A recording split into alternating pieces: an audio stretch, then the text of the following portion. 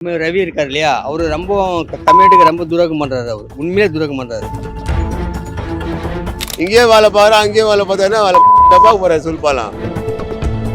அப்போ அவர் என்ன தாடின்றதுன்னா மயிறு. அவர் ஆளுநர் ரவி தான் சமானம். அவர் இந்த ஆள் உட்காந்து ஆளுநர் ரவி உட்காந்துட்டு சனாதானத்திலேயே பூச்சி தூங்கிட்டு உட்காந்துட்டு இருக்கா போல. துரோகம் செய்யறார். தமிழ்நாடு மக்களுக்கு பயங்கரமான துரோகம் செய்யறாரு. பெரியாரை பத்தி சொல்ல மாட்டோம், அண்ணா பத்தி சொல்ல மாட்டோம்னா அவங்க எல்லாம் இல்லைன்னா நீ தமிழ்நாட்டுன்ற பேரே இல்லை நம்ம தமிழ்நாட்டுக்கு. மத்தியில செய்யறவங்களே தமிழ்நாட்டுக்கு ஒண்ணுமே செய்ய மாட்டாங்க. மத கலவரம் எப்ப நடக்கும் அப்படின்னு எதிர்பார்த்துக்கிட்டு இருக்காங்க. இதை விட ஒரு மானங்கட்டம் இந்த மாதிரி சுப்ரீம் கோர்ட் சொன்னதுலயுமே நீ ராஜினாமா பண்ணிட்டு உடனே போயிடணும். அவர் அதை விட அசிங்கம் வேற எதுவும் கிடையாது. இங்க இருந்தானா மேலும் மேலும் அவர் அசிங்கப்படுறதுக்கு அவர் இங்க இருக்கிறத விட அவர் போயிடலாம். பார்த்தானாங்க துப்பிட்டு போயிருந்துடும் சார். எனக்கு நான் சாப்பாடு உப்பு போட்டு சாப்பிட எனக்கு வழி இருந்தால் நான் போயிடுவான். அவருக்கு என்ன சூடு சொன்னதுக்காக நமக்கு தெரில. தமிழ்நாடுக்கு தேவையில்லை எந்த அணியும் இவர் புடுங்க வேண்டியதே இல்லை. இவர் புடுங்குற அணியிலும் தேவையில்லை அணி தான். அது என்ன பண்ணலாம், அவருக்கு சூடு சொரணை இல்லைன்னு அர்த்தம். கவர்னர் நேற்று உச்ச நீதிமன்றம் நல்ல தீர்ப்பு வழங்கியிருக்காங்க. ஒரு முதலமைச்சர் எந்த மசோதா நிறைவேற்றி கவர்னர்கிட்ட அனுப்புறாரோ ஒரு மாசத்துக்குள்ள சைன் பண்ணி அனுப்பிச்சிடணும். அதை அனுப்பாத அவருடைய தனிப்பட்ட ஒரு விருப்பம் காரணமா அது யாருடைய பேச்சு கேட்டுக்குன்னா அவர் இங்க அந்த மாதிரி இருக்காரு தெரியல. கவர்னருடைய வேலை என்னன்னா ஒரு சிஎம் என்ன போட்டு அனுப்புறாங்களோ அந்த மசோதா ஒரு மாசத்துல சைன் பண்ணி அனுப்பணும். அவர் சொல்றது செய்து தான் கவர்னரா அமைச்சிருக்காங்க. ஆனா அதை அவர் எதையுமே செய்யறது கிடையாது. நம்ம தமிழ்நாட்டுக்கு அன்னைக்கு நியமிச்சாங்களா அன்னையில இருந்து இன்னைய வரையே அவரு நம்ம தமிழ்நாட்டுக்கு எதிராக தான் நடவடிக்கை எடுத்துக்கிறார், எதிராக நடந்துன்னு இருக்காரு. அவருடைய பதவி காலம் முடிஞ்சும் அவர் போகாம எதுக்கு ஒரு ஒண்ணுமே இல்லாத ஒரு ஜந்துவா இருக்காருன்னு தெரியல. அவர் பெசாத அவர் ரிசைன் பண்ணிட்டு பெசாத ரிட்டையர்ட் ஆனவர் இருக்கணுமே, போய் எங்கன்னா பாம்பே பக்கம் எங்கன்னா போயிட்டு ஏதோ ஒரு வேற தொழில் செய்யலாம். போகாம இங்கே இருந்துங்க நம்ம தமிழ்நாட்டு மக்களுக்கும் தொல்லை கொடுத்துன்னு தமிழ்நாடு அரசுக்கும் தொல்லை கொடுத்துன்னு இருக்காருன்றதான் ஒண்ணுமே புரிய மாட்டேங்குது. ஆளுநர் பிஜேபியோட கை கூலிங்க. அவரு அவரா செயல்படல.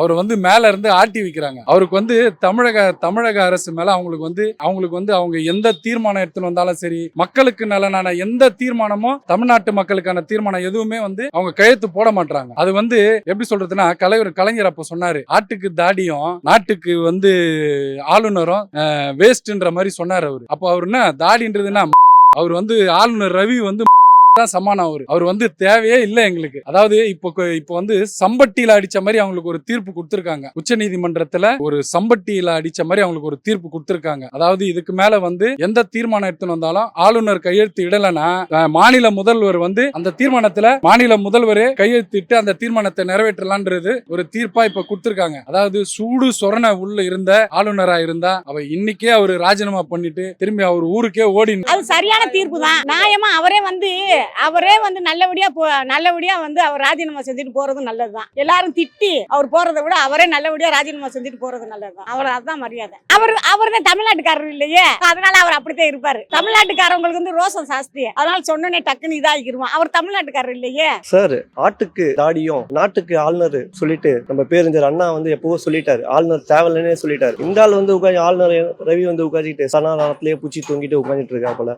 அவர் தேவையில்லை சார். அவர் நம்ம நாட்டுக்கு அன்ஃபிட் ஃபார். அவெல்லாம் எப்படி ஐபிஎஸ் படிச்சாருன்றதே தெரியல. தமிழ்நாடு கவர்மெண்ட்டுக்கு தான் ஆப்போசிட் அவர் வந்ததுலேருந்து அப்படிதான் வேலை செஞ்சுட்டு இருக்காரு. அப்படிப்பட்ட கவர்னர் நம்ம தமிழ்நாட்டுக்கு அவர் தேவையே கிடையாது. இப்போ உச்சநீதிமன்றத்தில் ஒரு தீர்ப்பு வந்திருக்கு. அதே அவருக்கு பெரிய செருப்பட்டி பட்டமாயி நம்ம அப்படிப்பட்ட கவர்னர் நம்ம தேவையே கிடையாது. ஆக்சுவலாக கவர்னர்னா சும்மா ஒரு டம்மி போஸ்ட். அவர் இது பண்ணிட்டு நீட்டுக்கு எதிராக இது பண்ணிட்டு இருக்காரு, தடை பண்ணிட்டு இருக்காரு. இந்த ரம்மிக்கு தேவையில்லாத கையெழுத்து போட மாட்டேங்காரு. அவர் இங்க தமிழ்நாட்டுக்கு ஆக்சுவலாக அவர் தேவையே கிடையாது. தேவைக்கு கிடையாது சார். தேவை இல்லைனாலும் இருந்தாலும் ஒன்றிய அரசு ஒரு கவர்னரை நியமிக்குது. நம்ம மாநில சுயாட்சி அந்த காலத்துல இருந்து கவர்னர் வேணாம் தான் நம்ம சொல்றோம். இதெல்லாம் கவர்னர் நியமிக்கிறாங்க. இங்க முதலமைச்சர் 4 ஆண்டு காலத்துல சிறப்பா பணியாற்றி இருக்கிறாரு. கவர்னரா இருந்துன்னு அவனிக்கிற நீட்டு மாணவருடைய பிரச்சனை, பல்கலைக்கழக வேந்தருடைய பிரச்சனைகளுக்கெல்லாம் மசோதாவை கவர்னருக்கு தீர்மானம் போட்டு அனுப்புறாங்க. 10 மசோதாவை கவர்னர் கையெழுத்து போடாத தாமதப்படுத்தி வருஷ கணக்குல வச்சுக்கிறாரு. அப்ப கவர்னருக்கு தேவை நம்ம நாட்டுக்கு தேவையா? ஒரு நாடு முதலமைச்சர்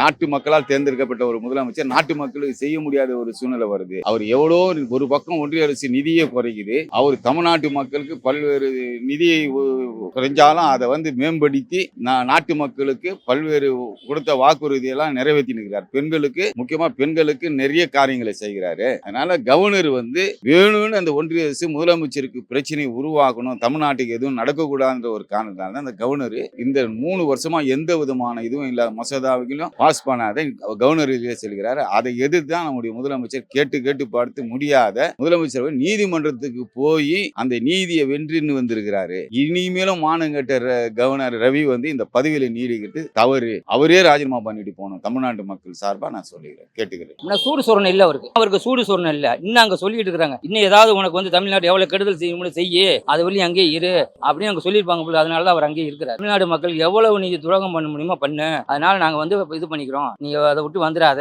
அப்படின்னு சொல்றது மாதிரி இருக்கு. தமிழ்நாடுக்கு தேவையில்லை எந்த அணி இவர் புடுங்க வேண்டியதே இல்லை. இவர் புடுங்குற அணியிலும் தேவையில்லை அணி தான். அவர் வந்து கேக்குறது வந்து அந்த மத்திய அரசுக்கு இல்ல மோடி, அவர் பேச்சை கேட்டுக்கிறாரு. இவர் வந்து நல்ல திட்டங்களை எடுத்துன்னு வரும்போது இவர் கையெழுத்து போடணும், கையெழுத்து போடாத அப்படியே 3 மாசமா விட்டுறாரு. அது என்ன பரவா இவரு போயிட்டு வந்துன்னு இருக்கு. அது என்ன சொல்றாங்களோ அதை தான் வந்து இங்க செய்யறாரு. இவரு வெறுப்புலாம் அதெல்லாம் காட்டக்கூடாது. அரசியல் கிட்ட வந்து கவர்மெண்ட் என்ன சொல்லுதோ அதுதான் நீ செய்யணும். இது கரெக்டா இருக்குதா, கரெக்ட், தப்பா தப்பு, நீ கரெக்டா பேசிட்டு போயினே நீ பாரு. கொஞ்ச நாள் இங்க கிட்ட பேசுற, சட்டசபைக்கு வர கொஞ்ச நேரம் நிக்கிற, அப்படியே புஷ்னு ஏந்தி போயிரு. அதுக்கு நீ வரதே இருக்கலாம. அவங்க என்ன சொல்றாங்களோ அதெல்லாம் நீ கேட்கணும். நாங்களாம் உங்களை பார்க்காதே இல்லை. யார் துட்டுல நீ செலவு பண்ணி நீ போற வர சொல்லுங்க. எங்களுடைய பணத்துல தானே நீங்க இருக்கிறீங்க. அவங்க என்ன திட்டம் எடுத்துன்னு வராங்க, நல்ல திட்டம் தானே எடுத்துன்னு வராங்க. கெட்டுது சொல்லு. நீ கையெழுத்து போட்டுனா போட்டுதான் ஆகணும். நீ மக்கள் தீர்ப்பு எதுக்கு வச்சுக்கிறாங்க? தமிழ்நாடு ஃபுல்லா தானே அவரை வந்து முதலமைச்சர் ஆக்கிறாங்க. அவர் நல்ல திட்டம் தானே எடுத்துன்னு வர்றாரு, அதை செய்யுங்க. எதுக்கு நீங்க கையெழுத்து போடாதுக்கிறீங்க? கையெழுத்து போடணும்னா போடணும், இல்ல போடக்கூடாது. இதை படிப்பா அதை படி கூட மாட்டேன். நீ எதுக்குற? நீ அப்போ கவர்னரா ராஜினாமா பண்ணிட்டு போயிடலாம, வேற யாருன்னா போட சொல்லு மத்திய அரசுல. அவர் வானே வராங்க, அவர் அனுப்பிச்சிடலாங்க. கோர்ட்டு மூலியமாவே போய் சொல்லும் போது நீ அப்போ நீ என்னத்து தான் இருக்கு, நீ ராஜினாமா பண்ணிட்டு போயிடலாம. இங்க வானே நீ போயிடலாம், அதோட இருக்கே தேவையில்லை. நீ வந்து ஒன்றும் அவங்க செய்ய போகிற ஒன்றும் கிடையாது. இருக்கிற எங்கள் தமிழ்நாடு மக்கள் எல்லாம் தெளிவாக தான் இருக்காங்க. அவங்க என்ன செய்யணுமோ அவங்க எல்லாமே தெரியும் அவங்களுக்கு. அதனால் ஆளுநர் வந்து ஒன்றும் வர வேண்டிய அவசியம் இல்லை. எங்கள் தமிழ்நாட்டுக்கு தேவையில்லை. நான் எல்லாத்தையும் வர்றது எல்லாம் வேணான்றது எதுக்கு தேவையில்லையே. நம்ம வரி பணத்துல உட்காந்து எல்லாம் சலுகை இது பண்ணிட்டு எல்லாத்தையும் வேணான்றாரு. அவர் எதுக்கு நம்மளுக்கு தேவையில்லையா? இது வரைக்கும் எதுவும் பண்ணது இல்லை, எதுவும் நியூஸ்லயும் எதுவும் பார்த்ததே இல்லையே. நம்ம இதுல தான் ஆண்டுட்டு இருக்காரு. அவரு தேவையில்லை, நம்மளே பார்த்துக்கலாம். பயம் வந்திருக்கும் சார், அவருக்கு கண்டிப்பா பயம் வந்திருக்கும். ஏன்னா சுப்ரீம் கோர்ட் வந்து தீர்ப்பு கொடுத்துட்டாங்க, அவருக்கு பயம் வந்திருக்கும். அதனால கம்மு அப்படியா இருக்காரு. அசிங்கனா சார், உண்மையை சொல்ற அசிங்கனா. அவரும் யோசனை பண்ணியிருப்பாரு, நம்ம ராஜாவும் பண்ண நல்லது, மக்கள் குரல் குத்து ராஜாவும் பண்ணா அது தப்புன்னு அவரும் யோசனை இப்ப நினைச்சுட்டு தான் இருப்பாரு. அவர் இப்ப நீங்க நேர்ல பாக்குறீங்க, என்ன கேட்பீங்க? நல்லா சொல்லட்டுமா? துப்பிட்டு போயிருந்துருவோம் சார் நான் கண்டிப்பா. அது மாதிரி கவர்னர் நமக்கு தேவை கிடையாது, நம்மளுக்கு தமிழ்நாட்டுக்கு தேவை கிடையாது. தமிழ்நாட்டுக்கு மக்களுக்கு தான் நீ கவர்னர் இருக்க, அது தமிழ்நாட்டு மக்களுக்கு எதுவும் செய்யாம நீ இது பண்றாங்க அப்படின்னா செய்ய முடியும். நம்ம பார்த்தானாக்க துப்பிட்டு போயிருந்துருவோம் சார். எதுவுமே செய்ய மாட்டார், நம்மளுக்கு செய்ய மாட்டார். எதுவும் என்ன சொல்றேன், அவரு வச்சு என்ன பண்ண முடியும்? அவர் தேவையில்லை. அவரு அவ்வளவுதான். நம்ம அவருனா சொல்றதுக்கு அவரு சொல்லி போகலாம். அவருனா ரூல்ஸ் சொல்றதுக்கு கவர்னர் மாதிரி நடந்துக்கணும். நீ என்னத்துக்கு கவர்னர் ஆகுற?